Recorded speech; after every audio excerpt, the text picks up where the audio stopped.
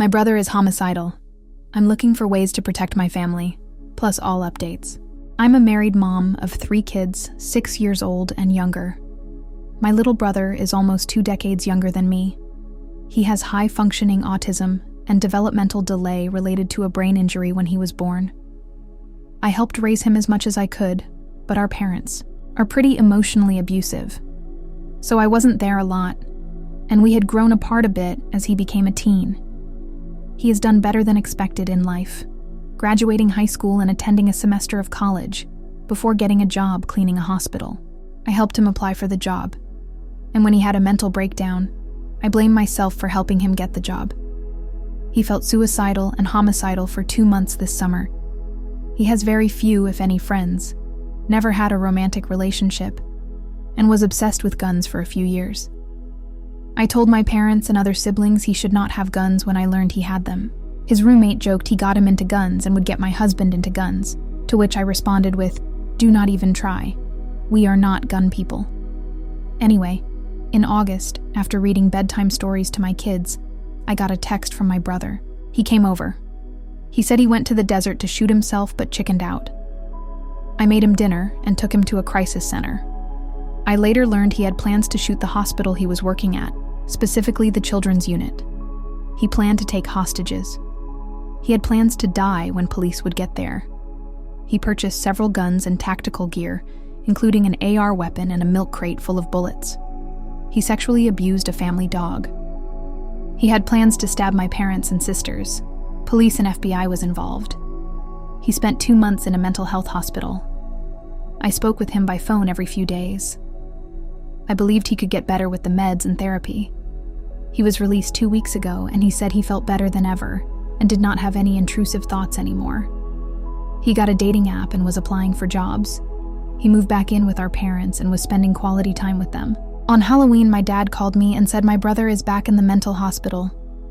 Apparently, 2 weeks ago, he lied to the hospital to get discharged. He had active plans of unaliving my parents. He bought a huge axe, a Halloween mask, and gloves.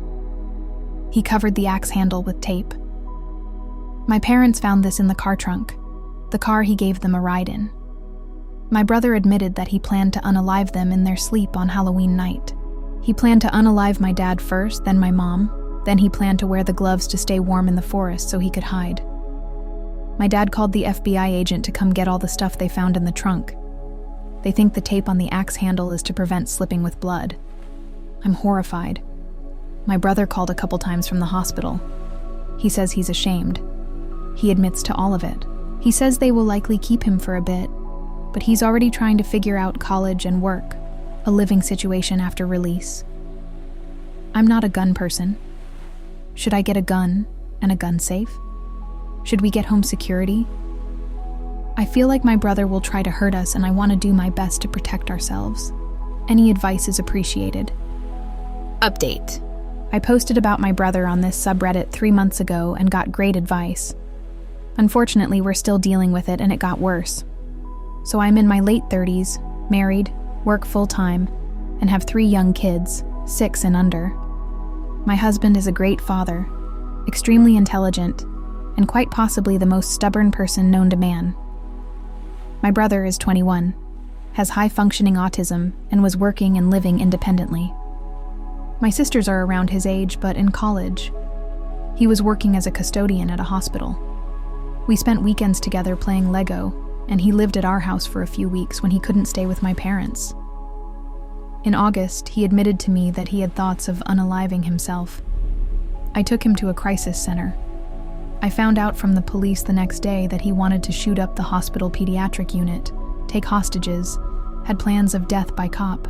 He was obsessed with guns and amassed weapons, a handgun and an AR rifle, milk crate full of ammo, and tactical gear. Police on a local and federal level were involved. He had his guns and ammunition taken from him. He admitted that he sexually abused the family dog as a teen. He admitted he derived excitement from thinking about unaliving people. Charges could not be brought because, per police, no crime was committed. He was in a mental hospital until October. He was medicated and told us he didn't have those thoughts anymore. He was released on meds back to my parents' house. Within a few days, he bought a large axe, a Halloween mask, and gloves. He put tape on the axe, later admitting this was to prevent slipping with blood splatter. He had plans to unalive Mom and Dad in their sleep with the axe on Halloween night. He told his doctor this during his follow-up visit on Halloween, and the doctor called police. My parents found the axe and all his supplies in his car trunk and gave it to the police. He got admitted to the hospital again. The prosecutor, both state and federal, wouldn't charge him. Buying guns, an axe, and having thoughts about hurting people is not a crime, they told us. My dad got a protection order against him. My mom is convinced she can fix him. My sisters are in college and far from his reach. I spoke with him by phone every few days, not revealing details about my life, but hoping that keeping contact could provide some safety for me and my kids. I helped raise him. I changed his diapers when he was a baby. He is my little brother, and I felt scared that cutting contact completely would put us on his shit list.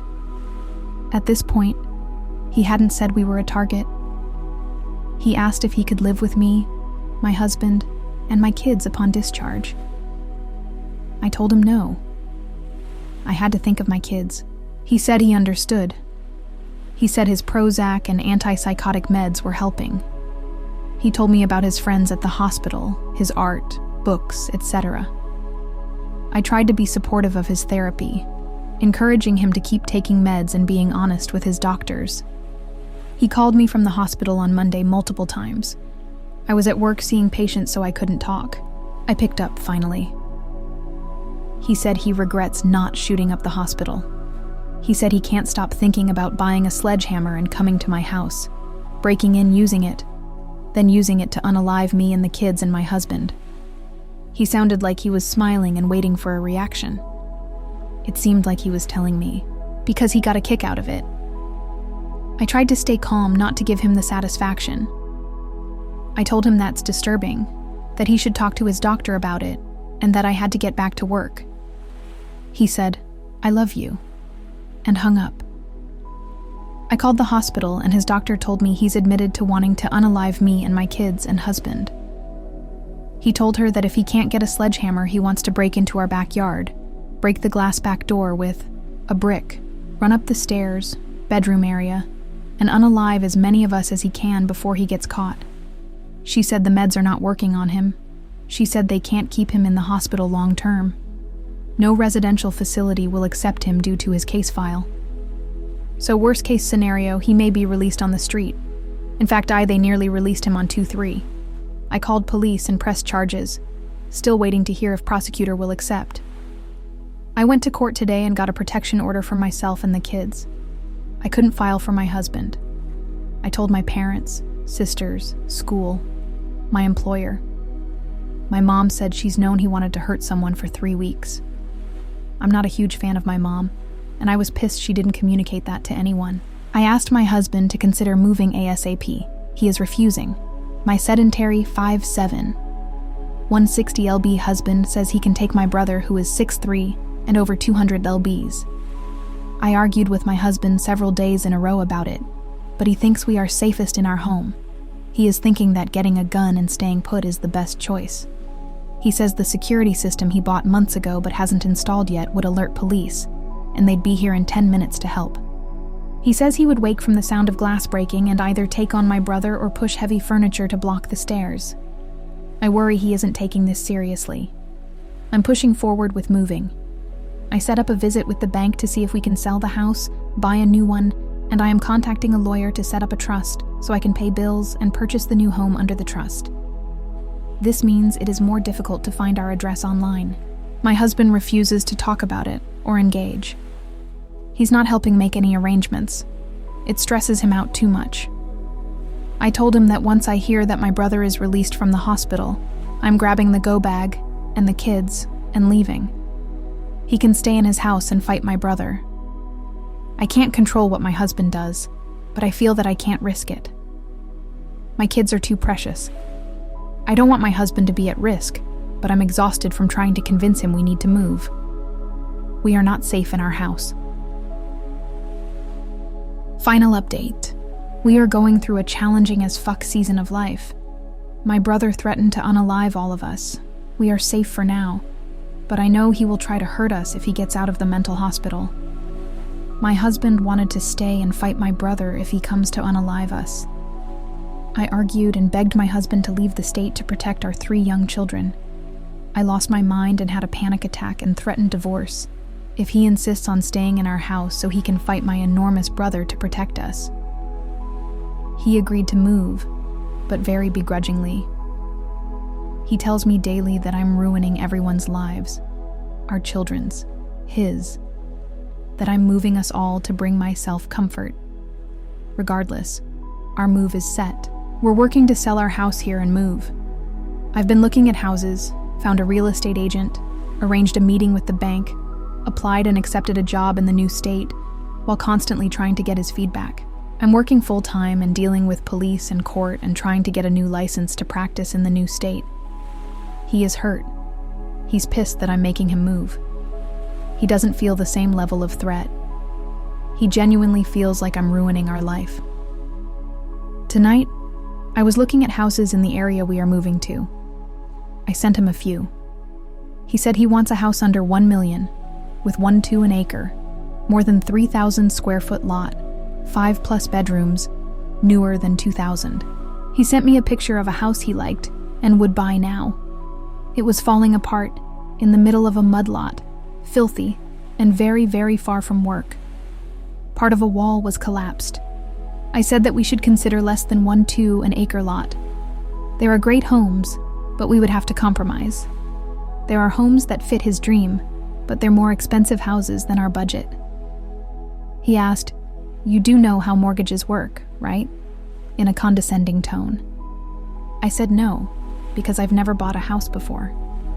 He said, "You did your research, right? You always tell me to read parenting books." I do ask him to read parenting books. I send him articles. Since he's an engineer, he often needs me to show him studies and articles to support my points, and then he will pick the articles apart. He argues most requests and disagrees in most cases. I often feel stupid with him. But at work, I'm often told I'm quite smart, knowledgeable, and I feel validated. I am a medical provider, and co-workers and patients have made me feel like I am considerate and caring. I feel like asking him to just agree or be kinder and softer isn't messed up. I think moving has to happen, and I wouldn't push for it unless I thought my brother's threats were real. I think reading up about parenting when you have to parent every day is smart, especially since he gets very irritated by the chaos kids bring and says he's fucking tired or in a nightmare all the time.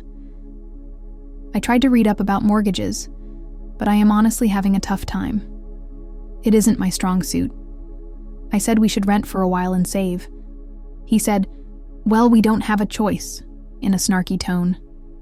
I wished he would have said something simple like, "Yeah, I agree," or "Yeah, I think so."